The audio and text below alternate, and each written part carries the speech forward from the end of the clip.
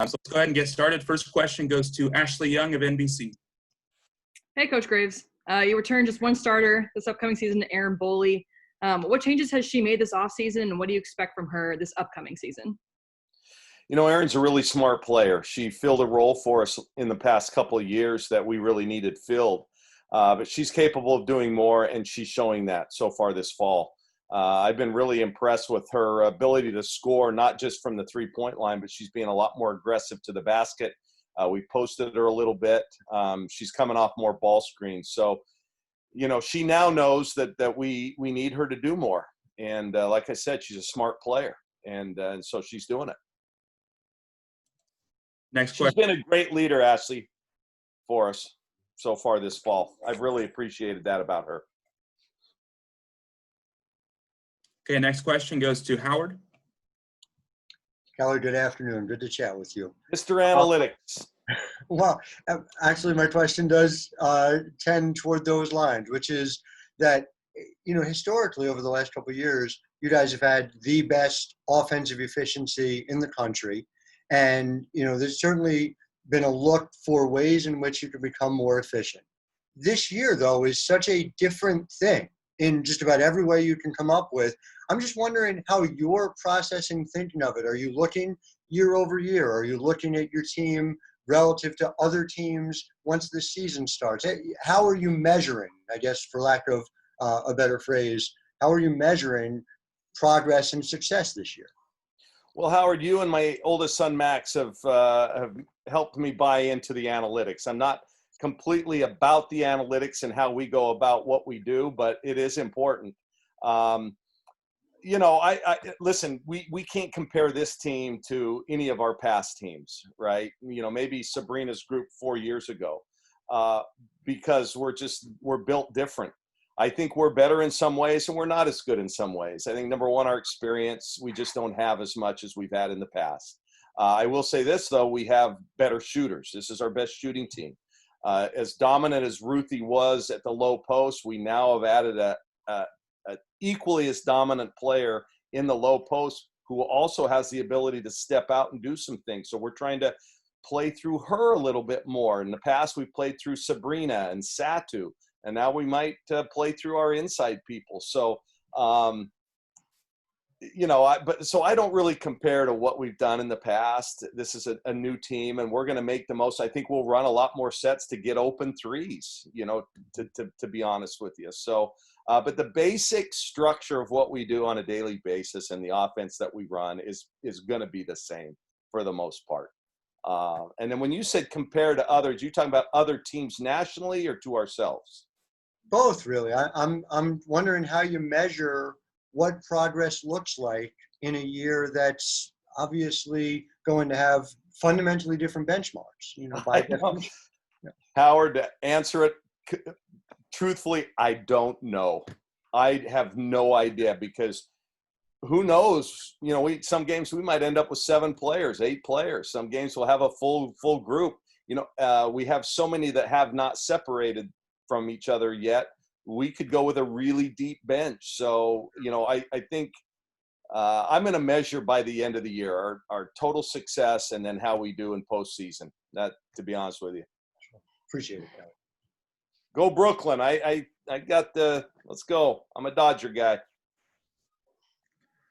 Next question, Graham Hayes, ESPN. Hey, Kelly. Thanks for doing this. Just curious, with the NCAA extending eligibility for winter sports athletes last week or whenever that was, what does that mean for somebody running a program? How do you start even thinking about what that means and how to plan for it down the road? You know, I don't know how it's going to play out. It's something that we've never had happen. So I truthfully think that it won't affect us a ton. You know, I have 2 fifth-year seniors, both of whom are going to have professional opportunities at the end of this year. Perhaps basketball-wise, but they've both set themselves up academically to kind of get into the fields of their choice. But I think both want to play professional basketball. So I don't think they're going to take the 6th-year option. I was kidding Sedona and Niara, both of whom could be 7th-year seniors at some point. That's not going to happen.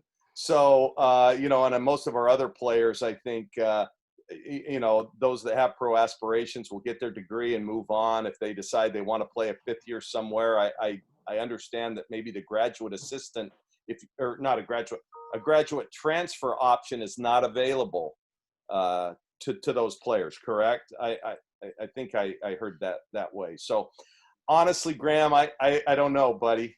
By the way, I love the look. I mean, let's go. I love the whole facial thing there. But Long quarantine. What's that, Graham? It's been a long quarantine. It has. I was going to say, if you were a runner, you'd look like Forrest Gump out there. Dude, I love it. But anyway, yeah, you guys, I don't know. I don't know how it will play out. I don't think it's going to affect recruiting much because I don't see everybody opting in for the fifth year thing. Eric Opel, 24/7. Hey, Coach, I'm going to pull the anti-Allen Iverson. I want to talk about practice. Okay. Excitement level just to get going. And then you guys have had a week now. I know you were working out before that, but a week of actual practice, maybe some takeaways and some things you've learned. Well, it's been a little roller coaster ride in terms of execution, as it should be, or as is expected with 9 new players and 7 freshmen. Everybody's just trying to figure each other out. Some days we look like world beaters, and then the next day we don't look so good. Each one of our freshmen have made an impact, have looked great one day and maybe not so good the next. So I think that's just what you have, with this group. And I just hope that we continue to, work hard and buy in, and the more we get comfortable with each other and the more the roles start to develop, I think it'll be a lot better for us. So that's why I think, it might look rough early, and especially since we're only going to have 2 or 3 non-league games before we jump right into the toughest conference in the country. So who knows what it'll look like early, but I think by the end, we're going to be a tough out for people. But I love the energy. I love the enthusiasm. I love the fact that our players have not complained about wearing masks, and we have continued to wear masks the entire practice, even during scrimmage. And that's not easy going up and down the floor with masks. But, they've just kind of accepted the fact this is what we're going to have to do until our local health officials tell us we can do otherwise. And, and I appreciate that about them. We've tried to make it our practice is a little bit more fun. Okay. And, to keep that energy level up, because there's so much negative coming at these young people right now. And we want them to enjoy coming to practice, even though we're working hard and we're getting things done. It's been a little different than it has been in the past. And we're going a little longer than we have in the past. Ruthie and Sabrina and those guys, they didn't need to work on another pick and roll. We could get in, do our business, get out. And here we're spending a lot more time teaching. So good question, but I love what I see so far. I do. James Crepia, Oregonian. Your reaction to, you got what you wanted. You got the double round robin to 22. To that, there was actually a move that made sense from this conference, perished the thought. And you mentioned 2 or 3 non-conference. I thought it was 27 for both men's and women's, though. So are you guys 25 for? So you're just doing the Portland State, Seattle U. That's going to be it. That's what it looks like. I can't announce that until I get the contracts back, but I think we're going to stay local. We could have gone to an MTE. Some of the MTEs, there's been some questions about testing protocols, et cetera. So we just decided to stay local. With that, then how? Everybody's going to run into this. If everything's more regionalized, as good as the league is, and it's been proven, how does this play into seeding? How do you think this is going to make this season look nationally? Because how does anyone really know anything? No one's playing. If no one plays, if it's all really small schools against the power schools, who's to say who, the 5th best team in some league when there's not inter-league games with the power leagues? Having talked to people on the women's basketball committee, I think they're putting more of an emphasis this year on the eye test. I think that's, and even those conferences that need a lot more games, they're struggling to find them. You know what I mean? So there's some conference, the West Coast Conference, they need 7 non-league games because they have an 18-team or 18 game schedule. They have 2 games scheduled right now in the non-league. So people aren't traveling, so I don't think you're going to see a ton of those marquee matchups. I think there will be some, and let's face it, we're at a disadvantage out west. We just don't have as many schools within driving distance, that's just our reality. So teams that would have to come here, or if we went there, you'd fly. We don't want to fly any more than we have to. So listen, there is no norm this year, buddy. I think we have to live a little bit on our reputation as the best conference going. And who knows, maybe in the end that might help us. Maybe that gets us an extra team in. We'll see. I don't know if we can tell whether it's going to be a help or a hindrance right now. Good question. Ryan Thorburn, Register Guard.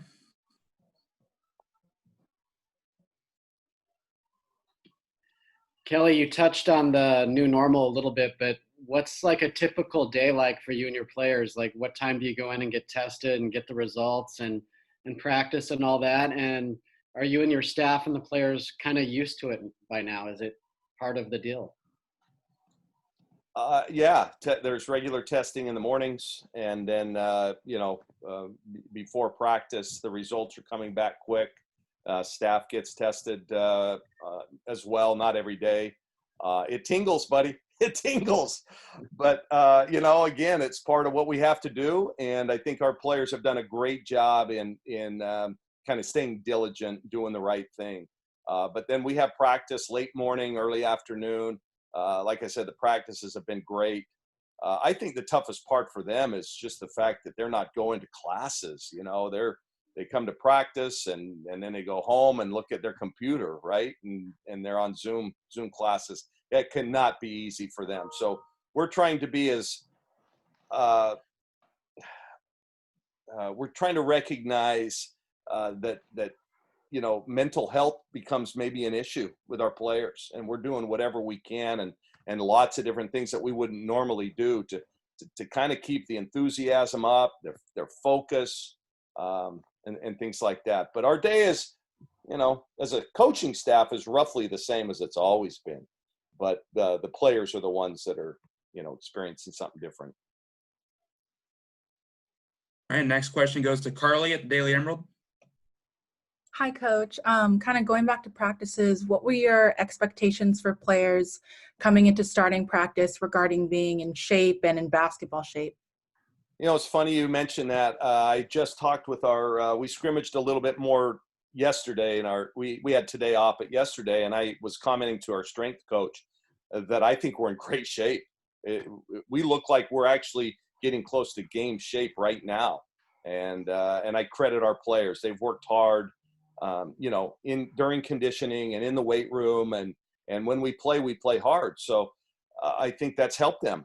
I've actually been impressed. I think we're as good, if not better, than we usually are at this point. So kudos to a really, kind of focused and dedicated team. Sue Favor, Women's Hoops World. Hey, hi, Kelly. Good to see you. You too, Sue. Maybe a quick two-part question. Just one, you had just mentioned about a lot of negative was coming at them, and maybe you could elaborate on that, because then you did touch on the mental health piece. But also, my second part would be, who are the upper class leaders that are kind of stepping up to help the new ones? And then are there any of the newer players that are making a big impression for you and your coaches right now? Well, when I say negative, it's since things aren't normal, there's a tendency to sometimes look at the bad side of things. Well, I can't do this and I can't do that. I mean, we can't even go out and have a team meal together. Yeah. And that's difficult. That's a chance where you really have to bond and, build team chemistry and things like that. Not on the court, but off the court, which is every bit as important. And so they're basically stuck with their little cohort, and, they're not able to kind of just get out and really enjoy the entire college experience, which is what this is about. So it's different. And then with things that are going on socially, across the country, and now with the, with the negative on both sides with the election, and and just the question marks of whether we're even going to get a season. You know, that's still up in the air. That's not for sure. Yeah. You know, I think that's why it's a difficult time for him. So yes, we have focused on mental health. We talk about different issues each and every day, you know, to just kind of help ourselves through. As far as who's been impressive so far, you know, in our leadership, I think we have great leadership. Taylor Chavez has all the intangibles that Sabrina brought to us. I think, you know, she's been great on the court as well, in terms of statistically. I think Erin Boley and Lydia Giomi are two of your best leaders you're ever going to see. Number one, they're really nice people. They have the team's best interests at heart. They're kind of mother hens in a way. They keep us organized. They keep everybody enthusiastic. They make sure everybody's involved off the court when we do things, you know, via Zoom or whatever. And then Jazz Shelley, you know, I think she's really stepped up. And then in terms of our freshmen, you know, they all come in as state champions. So they've all had experience winning. They know what it takes. And so they've, you know, I think they're spending a lot of time together. And I've already seen some leadership emerge within that group. And so I'm happy in that regard. You know, we've got issues like everybody, but I think our head spaces are pretty good right now. We're where we should be. That sounds awesome. Thanks so much. Okay, thank you. Next question, Hayden Herrera. Hey, Coach, you just mentioned those freshmen. So whenever, you know, Sabrina and Ruthie's class came in all those years ago, do you feel like the way you handle those freshmen is different than the way you handled this year's class of freshmen? And if so, how? I try to stay consistent every year in how I kind of work with the team. I think that's important in a coach and a coaching staff, you know, to be consistent from team to team and year to year. But, you know, you coach a little bit differently because of different skill sets and experience, et cetera, et cetera. I've looked back. I think we talked about this maybe last time, but I look back. I keep all my practice plans. And so from that 2016-17 season, I'm actually looking back. What were we working on the 8th practice of the year? And we've kept it fairly consistent with that. And so we're, you know, making progress. But, you know, I think the key to coaching, Hayden, is, you know, you treat every player different. And I think a lot of coaches, the old adage is, no, you got to treat every player the same. No, you don't. You can't, because every player is different. You can hold them each to the same standard of excellence, but you've got to, that's the key to coaching. Determine, you know, what works with this player, what works with that player. I used to get mad at, I won't mention a name, but I'd yell at Sabrina so that, you know, so-and-so would get the message. I was really yelling at the other one, but I would do it through Sabrina because I knew she could handle it, you know. You know, so we're still trying to figure that out. But, yeah. I don't know if that answers it, Aiden. No, it does. It does. Thank you. All right, buddy. I'm going to miss seeing you at my haunted house. I know. Can I just drive by your house and you scare me through my car window or something like that? Well, usually just looking at people, I can scare them. Yes. Kelly, you better put it on some social media so we can all enjoy it. All right, next question, Paul Danzer, Portland Tribune. Mm-hmm. Hey, Kelly. Thanks for doing this. You got it, Paul. I was curious about integrating the freshmen, just the process in this weird time of getting them to campus and getting them comfortable with your routines. What are some of the maybe unique challenges of that been, and how have you approached that? Well, I think communication has been the biggest struggle, and thank God I have a great staff. They've done an awesome job of communicating not only with our incoming freshmen, you know, throughout this whole enrollment process, getting on campus, onboarding, but they also kept the parents in the loop as much as they can. You know, parents have a lot of questions. And in our case, we have freshmen from New Jersey and Chicago and Kentucky, and, you know, we have players from all over the world. And so parents are concerned that we're taking, you know, that their young daughters are being taken care of. And so thank goodness, especially Jody Berry, she's done just such an amazing job. But the communication component, Paul, has been the toughest. because we can't meet as a group. Now we can, but we still have to social distance. But early on, everything had to be done through Zoom. So the personal face-to-face contact it wasn't there. And so what happens is there's misunderstandings and things like that. So, but I credit both our players and my staff. I just thought they did a terrific job in getting this all together. And now that they're here, I see them really buying in. And again, that communication's been a lot better. You mentioned fun practices. What's an example of how you've tried to make practices fun, maybe that you haven't done in the past?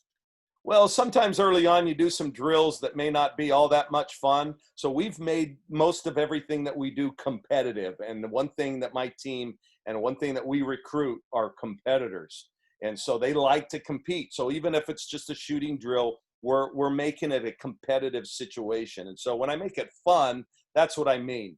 A lot of juice. We've got our managers and the players on the sidelines. Everybody is trying to just get more juiced. You know, if you ever went to a Mario Cristobal practice, you know what I'm talking about. That's juice. That's bringing it. That's, you know, having fun with what you're doing. And that's what we're trying to do right now. You got to manufacture it sometimes. Thanks, Kelly. Okay. All right, let's go back to Howard. Oh yeah, I want to run a quote by you that Jay Wright said to us recently, and just curious how it relates to your experience over the last few weeks. Yeah, honest to God, I just worry about the tests. It's the most important thing. I really don't even worry about anything basketball-wise. I'm always just grateful of every day we get together. I'm taking a totally different approach. Obviously, there's some continuity, but I just wonder to what extent that type of emotional connection, when, like you said, it's a time where you can't even take your team out to dinner, how you're approaching that and what that's been like for you. Well, I've seen it in other programs. In fact, one of my good friends, it's happened. One of the coaching staff and one of the players tested positive. They shut the entire team down for 2 weeks. So we're 1 or 2 tests away from having that happen at any point, any day. And, you know, and it's, you try to do the right thing and be as vigilant as possible. But if it's going to happen, it's going to happen, you know, and that's why the question mark. So I can see what he means. It's hard to really focus on, hey, you know, this is what we want to get accomplished this week. Well, guess what? If you have a couple positive tests, you're going to have 4 players at practice. You're not going to get anything done. So it's hard to just focus on the basketball. I mean, we're a month and a half away from our first Pac-12 game. You know what I mean? Yeah. So that's if everything goes well. We're so far from being ready that it's hard to even look at it in that term. Like, hey, let's get ourselves ready. We got to have the zone defense in this week, our press offense in next week, and on and on. Hey, let's just get through today and improve in what we can. So Jay Wright is phenomenal. He's about as good as there is in the business, and he's going to say it a lot more eloquently than I can, but I agree with him. And just the flip side of it, are you finding other ways to connect? You know, how do you find ways to connect with your team at this point? Yeah, we're doing a lot more of the feel good stuff off the court than we would normally do. You know, I'm more about just ball. You know, let's just go out and play and do our jobs. And I think this year, more than ever, we've really tried to engage as much as we can with them in smaller groups, maybe watch more film than we normally would in small groups, socially distant, and just kind of go that way. You know, we've got some good team bonding things that we've done that I wouldn't normally do. I'm not that kind of guy. I'm positive, but I don't need the fluff in our program. And we're giving them a little fluff this year. Thanks, Joe. Good luck to you, Dodgers. All right. Thanks, Howard. Eric Scopel. Hey, Coach. You mentioned last time we spoke that you were going to have all the players write the expected number of minutes down on a piece of paper. Did you do that? And is that a reflection of why you said you guys might have a lot of depth? You might have to play a lot of bodies? Yeah, we have not done that yet. So don't leak that out anywhere. We will do it at some point, but no, I think we're doing things like having we're meditating, we're doing meditation, we're writing in journals, we're doing those kind of things that I think are really helping them deal with what's going on. And I think that's been important, but yes, that's definitely something we're going to do here soon. And then just a real quick follow-up on the depth comment you made earlier. Does that allow you to do more things maybe in terms of be a little bit more versatile, maybe press, be a little bit more aggressive defensively? Yes. And, well, I don't know how much. Yeah, we'll see. We haven't put any, meaningful pressure defense in yet. We're just trying to teach them where they should be when the ball's here and there, one pass away, the real basics. But the question earlier about our conditioning, I think the depth will help us early on until we can really get in great team shape, game shape, because we can play a number of players. And right now we haven't separated. But give it some time. We will. All right, we'll do two more. Let's go back to James Crepia. Kelly, to another testing-related question. What's your understanding in terms of the Pac-12's protocols at the moment, or what they're discussing for being able to test out of a false positive? It came up obviously last week in a huge scale with Nick Saban. He had 5 tests in 3 days subsequently, and has a private plane fly his test the day of because their lab is hundreds of miles away. But football is bad enough. It's a short sample. If they miss a game, they're hosed. You guys shutting down for 2 weeks, that could take 4 or 6 games out, and God knows how many practices. So what's the ability after an antigen? Because the county says if you get a negative PCR, but after a positive antigen, you're net negative in the view of the county and the state. But the state of Oregon doesn't run the Pac-12. So what's your understanding is where things stand and the ability to resume operations after a potentially false positive? And we discussed that last week in our meeting with Pac-12 coaches, the women's basketball coaches. And I think the answer was, we don't know yet. They haven't decided. I don't think Oregon's going to be flying my tests on a private plane somewhere, so I won't have to worry about that. But I think it'll be figured out here at some point. And we have a meeting again tomorrow, and I know that that's on the discussion list, so we might have a better answer. That's best I can tell you, big guy, on the testing. And just to follow that slightly, I figured it was undecided, but how much of a concern is that, Kelly? Just whether it's the contact tracing and wipes out, again, you hear horror stories in football. I realize they have more players, but in your case, it could be the whole roster, and it may not even be justified in the sense of they didn't do anything wrong. And you talk about the negative and players hearing this stuff. They could be shut down and they didn't even do anything, and they didn't even test positive. Like, how do you actually balance this on the human level here? Yeah, that's what makes the whole thing so difficult, James. It truly does. I mean, and I wish I had a better answer for you. Obviously, my first responsibility is to the health and safety of our players, and I truly do believe that. I do. And if it means we have to miss a couple games, if God forbid something like that happens, you know what, then so be it. So be it. But I hope at some point we'll have some answers. I think that's something that people know is an issue, and they're going to try and work through that. But again, it's always going to come, at least from my perspective, to the health and safety of the student athlete. And I'm a dad. Listen, I'm coming at it a little differently, and I'm an established coach. I've been around, whether I need to pad my record with more wins and, we can't lose these games because ... I'm not into that. I want to make sure that our kids are safe, they're healthy, they're having a good experience here best they can. And so I'm going to listen. I will always side with the local health officials, our state health officials. That's just who I am personally. So I can't speak to the other coaches. But, I wish I had a different answer for you, buddy. I'm all for an expedient resolve, too. I mean, I won't lie to you. You know what I mean? Yeah, I want what's best for them. But at the same time, if we're able to do that and it's allowed to then test out of it, so to speak, okay, I'm for that. But not at the risk of, doing the right thing. Thank you, James. All right, last question, Hayden Herrera.